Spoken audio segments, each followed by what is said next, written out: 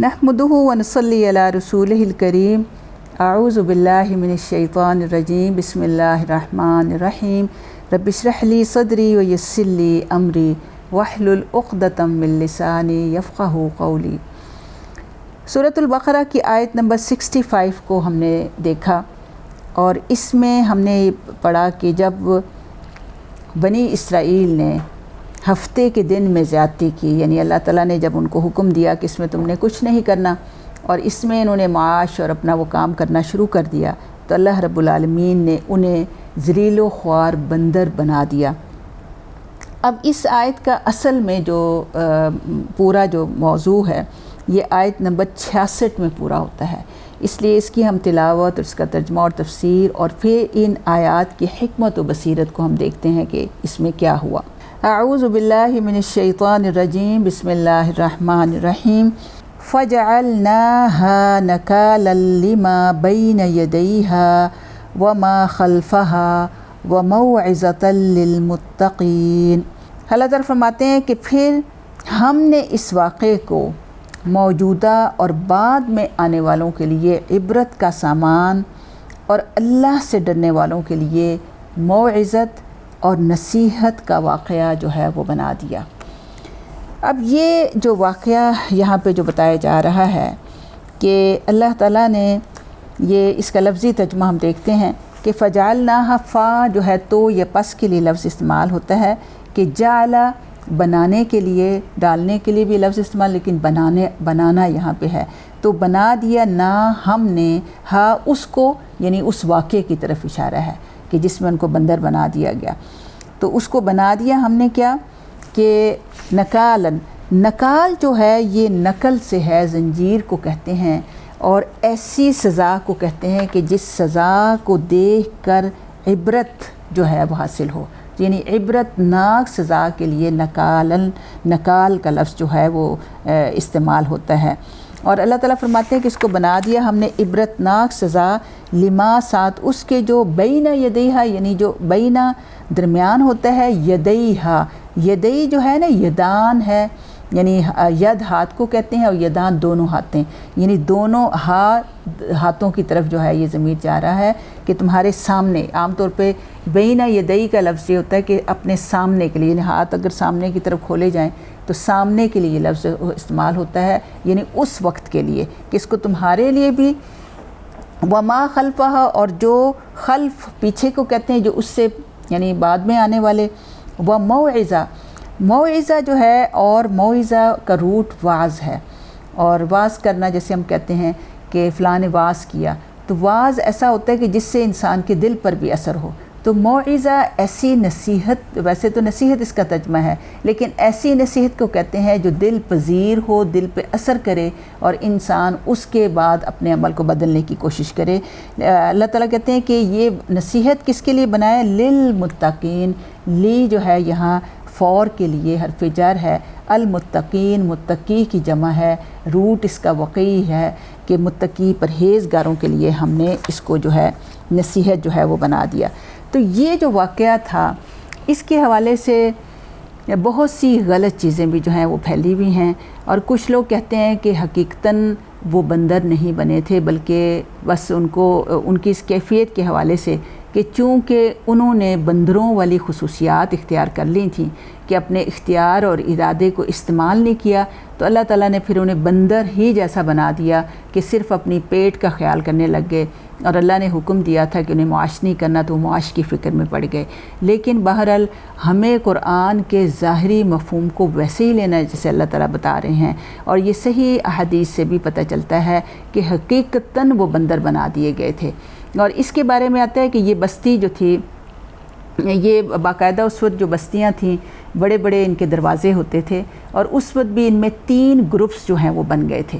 और एक तो ग्रोह वो था कि जिसने ये नाफरमानी की, कि पहले एक शख्स ने ये काम किया, लोग उसको मना करने लगे, लेकिन फिर रफ्ता रफ्ता हर एक को ये अच्छा लगने लग गया और उन्हें लगा कि कौन सा हम हफ्ते वाले दिन करते हैं, तो सब ने ही ये हेले करने शुरू कर दिए کہ اپنے وہ ہودیاں سی بنا دیں کہ جس میں وہ پانی، اور اس طریقے سے وہ کرتے تھے کہ کانٹے اس میں لگا دیتے تھے۔ ہفتے والے دن جو ہے وہ سارا کا سارا پانی اور مچھلیاں ان گڑوں میں اور ان ہودیوں میں آ جاتی، اور پھر ہفتے کا دن گزر جانے کے بعد انہوں نے اس کو جو ہے پکڑنا شروع کر دیا۔ لیکن شروع میں یہ کنڈیشن رہی، اور آہستہ آہستہ پھر جب بندہ نافرمانی کرتا ہی رہتا ہے تو وہ یوز ٹو ہونے لگتا ہے، اسے لگتا ہے کہ یہ کوئی برا کام ہی نہیں ہے، اور پھر انہوں نے علیہ اعلان بھی جو ہے مچھلیاں پکڑنی شروع کر دیں۔ ایک تو یہ گروپ تھا جو نافرمان تھا، دوسرا وہ گروپ تھا جو ان کو منع کرتا تھا، یعنی انہیں ڈراتا تھا۔ یعنی دیکھیں کہ ہر دور میں ایسے لوگ رہتے ہیں جو اللہ کے احکام کی پابندی کرتے ہیں۔ اسی وجہ سے دیکھیں کہ ہم بنی اسرائیل میں بھی دیکھتے ہیں کہ ایسے گروپس باقی رہے، جس کی وجہ سے ان کو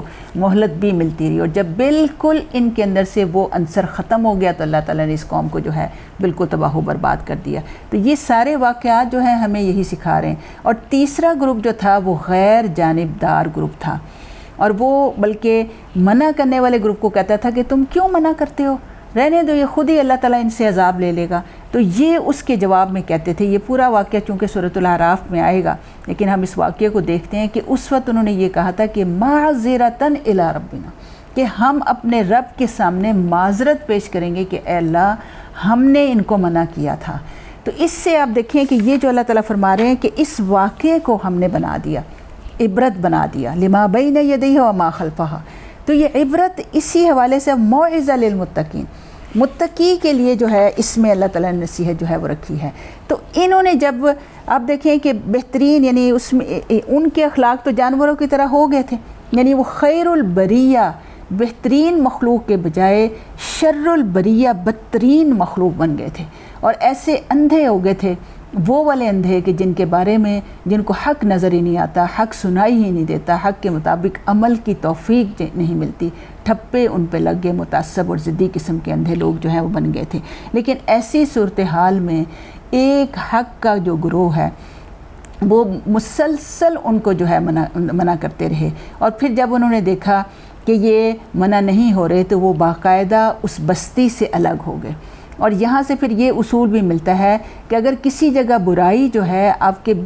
بہت زیادہ کہنے سے رک نہ رہی ہو تو اس عذاب والی جگہ سے بہتر ہوتا ہے کہ بندہ ہجرت کر لے۔ اور پھر اس واقعے میں یہ بھی ملتا ہے، روایات سے ہمیں یہ ملتا ہے، اور صحیح روایات سے، کہ پھر ایک دن وہ کہتے ہیں کہ صبح کا ٹائم ہوئی جب یہ والا گروپ جو منع کرتا تھا کہ انہیں کوئی آواز نہیں آ رہی تھی، تو وہ بستی اور کوئی دروازہ بھی نہیں کھلا، تو پھر انہوں نے اس پھاٹک کے اوپر چڑھ کر دیکھا تو عجیب سی کیفیت نظر آئی کہ سارے بندر بنے ہوئے ہیں، بچے جو ہیں وہ چھوٹے چھوٹے بندر، عورتیں بندریاں بنی ہوئی ہیں، مرد سارے بندر بنے ہوئے ہیں، اور عجیب عجیب سی آوازیں آ رہی ہیں، اور ان کی آنکھوں سے آنسو بہہ رہے تھے۔ اور اس کے بارے میں یہ بھی واقعہ آتا ہے کہ ان کو وہ شکل صورت اور ان کے جسم تو بندر ہی کی طرح بن گئے تھے، لیکن ذہن اور دماغ جو تھا وہ صحیح رہا، اور وہ اپنی اس کیفیت کے اوپر جو ہیں وہ آنسو بھی بہاتے رہے اور پریشان بھی ہوتے رہے۔ اور آپ دیکھیں کہ یہ اس کے بارے میں یہ بھی آتا ہے سورہ مائدہ کی آیت نمبر 60 میں بھی آتا ہے کہ اللہ تعالیٰ بدعمالیوں کی سزا جیسے اور جس طرح چاہے دے سکتا ہے۔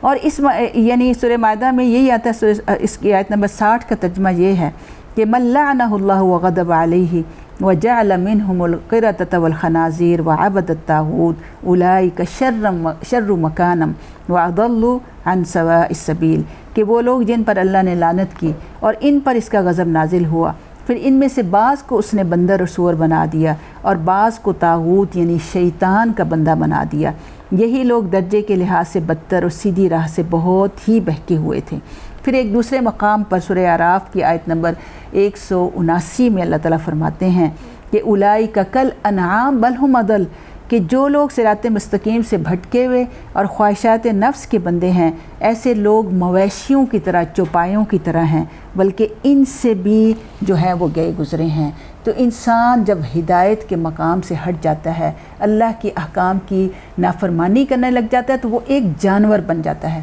اللہ تعالیٰ اس طرح کی کیفیت سے بچائے۔ تو پھر یہ بھی ذہن میں رکھیں کہ وہ لوگ جو منع نہیں کرتے تھے ان کو بھی عذاب ہی آیا۔ اور پھر دوسری جو اس کے بارے میں غلط جو روایت میں ملتی ہے وہ یہ ہے کہ لوگ کہتے ہیں बल्कि डार्विन की जो थ्योरी भी है ना कि उसने ये कहा कि इंसान जो है वो बंदर ही कहलाता, उन बंदरों से नस्ल चली, और वो कहता भी, और उसकी थ्योरी बिल्कुल ही यानी नाकाम थ्योरी ठहरी कि उसने कहा इंसान पहले बंदर था और बंदर के बाद उसकी रफ्ता रफ्ता इंसान वाली हालत में जो है आ गया है। तो इसके बारे में बिल्कुल सही बात यह है कि जिस कौम पर अजाब आता है वो 3 दिन से ज़्यादा ज़िंदा नहीं रहती। तो ये कौम भी 3 दिन ज़िंदा रही और इसी आलम में उन्होंने सर पटक पटक के जो है वो जान जो है वो दे दी, और इनका अंजाम जो है वो यही हुआ। इसमें 2-3 चीज़ें जो हैं वो सीखने वाली हैं,